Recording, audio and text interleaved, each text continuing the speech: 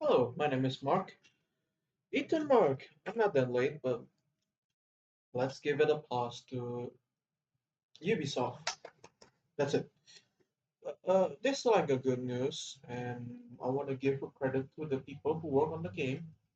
There's been a lot of skepticism and a lot of criticism towards this game, including myself, because number one, I'm a fan of this series. I played three, Unity and Syndicate. That's three games that I've played from this entire series.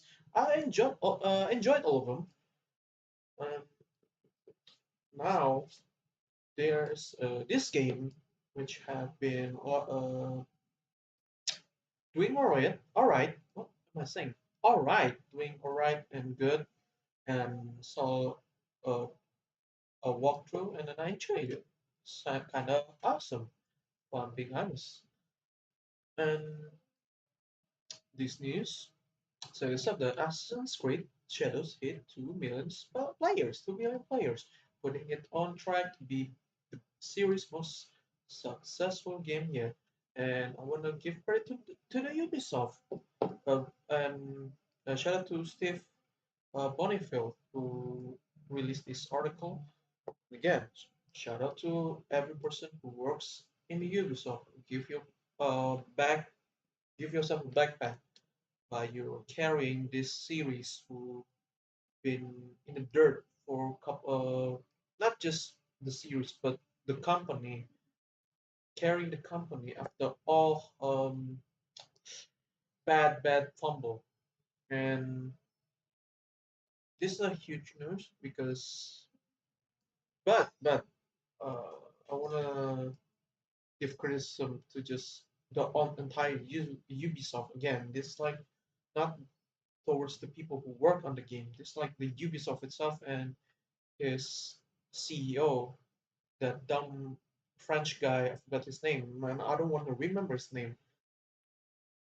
Um, that's it. Probably that's what I think about just how they mishandling everything, and they could take this win as a lesson, and then take that criticism as a lesson too, because it's important to them. Make sure that whether this game is going to save Ubisoft or not, take this as a lesson and moving forward with this kind of W, rare W that you get is important for your growth as a company. And right now, like Assassin's Creed, Shadows just hit another milestone, putting it just a ton of slash away from becoming the biggest game in the series. I know there's some what is controversy with a Japanese government who talk about this game, and I think it's just kind of know what's the point of that statement that he made because I saw a couple of people saw just a tiny bit of news that said it's just for political gain, and now it's just like we're going back to the game just 3 days after its release date. Assassin's Creed Shadows has hit yet another milestone and passed 2 million players according to Ubisoft. Assassin's Creed Shadows has now surpassed the launches of AC Origins and Odyssey. Shadows had already surpassed 1 million players in its first 24 hours, easily breaking AZ Valhalla record. That's amazing. By the way, this game, I have it. I had it, not I have it. I had it, and I don't know. I stopped playing. I think people know this. Like, I think peop I don't know if it's this game that make this series take a nosedive or the other one. I think yeah, I think Valhalla because input much more expensive and then a lot of content and the game is too long. They not balancing it because it's live service too. So yeah, I think this one this game especially AC Valhalla is the first game that make Assassin's Creed becoming ass cheeks. To put that into perspective, when Valhalla released in 2020, Ubisoft claimed it was its biggest PC launch ever, although the game's Steam player base remained smaller than other games in the AC franchise. 5 years later, Shadow seems to have eclipsed even that. This record-breaking wave of player at launch is thanks in part of the fact that Ubisoft didn't wait to release Shadows on Steam. Valhalla didn't arrive on Steam until full 2 years after its original release date. They may explain why Valhalla has fewer players on Steam than Shadows, Odysseys, and Origins, which were all available on Steam at launch. And I think uh, they should, after this game, hopefully, because stop using that with UB play or you play, just stop it.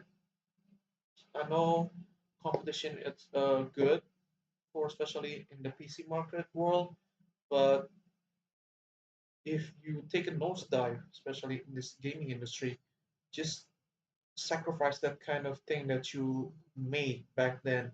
Just put everything on Steam. With now, just they releasing the games at once with Ubisoft and Ubisoft that and Steam at the same time. Uplay and Steam. I give it a thumbs up. At the time of writing, Shadow's all-time peak concurrent players count on Steam is hovering at just over 60,000, within spitting distance of Odyssey's record of 62,000, but far beyond Origins and Valhalla. Yeah, the weakest link, Valhalla. If Shadows continues to attract new players at this rate, it could pass Odyssey's record in a matter of days. In fact, Shadows is on track to be one of the biggest game releases this of the year. KC Deliverance 2 was hailed as a hit earlier this year and took 2 weeks to hit 2 million players. Milestone Shadows reached in just a few days. Yes, because of the controversy and everything, it kind of boosts their marketing and well, not just their marketing and everything. Just players now is intrigued. But time to get this game. Even though I understand with how Ubisoft saying that be comfortable with not owning some the games. Yeah, this game could have been more. I think if there's no type of BS that Ubisoft made, this game could have get 3 millions between or four in like a couple of days. Shadow's success is much needed win for Ubisoft, which had a rough year in 2024, yes, and was relying on Shadows to turn things around. After a string of flops like Star Wars Outlaws and Skull and Bones, this one is one of the worst. Like this is like the biggest fumble. Shadows is a breath of fresh air that couldn't have come at a better time. Ubisoft is reportedly in talks with Tencent to invest in a new IP unit that would include a secret Assassin's Creed franchise, which is I think they should take the deal. Just let that stupid CEO just let them go, fire him. And then players don't seem to have been deterred by the cultural war controversy, which is you can take that controversy and criticize it with good criticize, good just have a good conversation about those controversy, and then you can still play the game. If you enjoy the game, congratulations. I think people who hate the game probably because of how there's some bugs and then some uh, cutscene that didn't match his their mouth, how they're talking. You can talk about those. Why you shouldn't buy the game like that, and I wouldn't mind.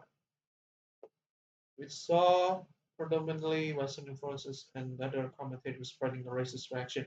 Yes, this one to me like spreading racist reaction to Black Samurais to me is so dumb because Yasuke is exists in real world. It happened in historical history, but for the accuracy, if you believe it too much, AC as a series has been, they just follow what history happened. They didn't copy and paste. They have they creating this type of, what is it called, like futuristic gameplay. It's not real. It's not historical accuracy. It's just fake.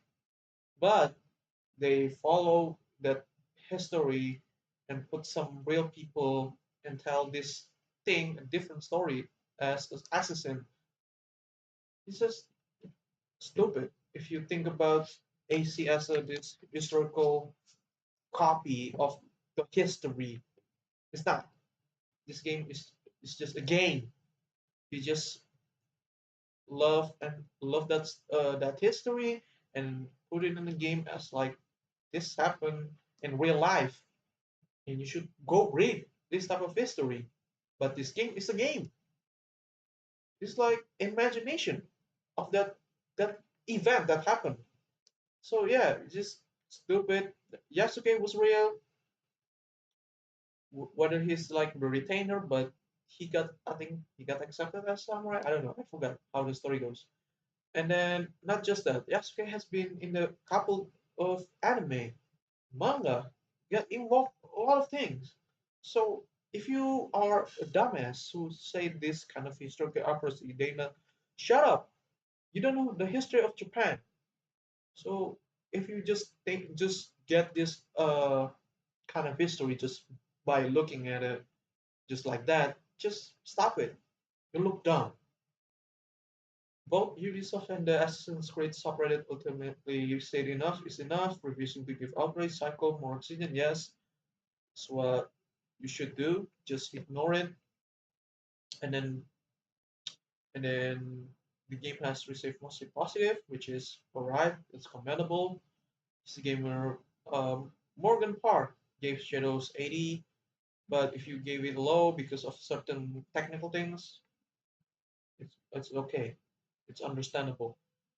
And Shadow's representation and Ubisoft financial stating as analysts ready their takes on what Shadows man means for the future, not man, means for the future of the industry, old giants. And their giant open world games, I've got a simpler question. Is Shadows fun? I'm glad one is easy yes. Yes, I want to play this game. I'm not gonna lie. I want to play it by myself to enjoy, to feel what this feels yeah, game feels like. But I can. But from what I saw, the gameplay and everything, I kind of see why it's fun, and hopefully I'll get this game in my head in the future. But right now I'm not, because I'm still beefing with a D1 hater of Ubisoft. I'm still an all-star hater of Ubisoft, a Hall of Famer hater of Ubisoft. So yeah, hopefully when games is on sale like 70, or it's not going on, I think 2 years from now I'll get the game. I'm so glad that yes, yes, Shadows is some of the most fun I've had with Salt game in a decade, and impressively it also has the best stickiest combat this series has seen. So yeah, it was a win from Ubisoft, but still they still have to climb back from all those north dive. It's gonna be long, and we should keep an eye out with Ubisoft. I hope they learn their lesson, hoping that from now on they have to take their game seriously. No more BS. If I'm being honest, just don't put that like the $20 like some BS subscription. If I'm being honest, stop gatekeep those game. You have to like pay more. Like stop jailing your content. Just put them at base price. It's that easy. But that's it. That's what I think about the Ubisoft thing. Hope you enjoy. Have a nice one. Goodbye. Yeah, like and subscribe. Have a nice one.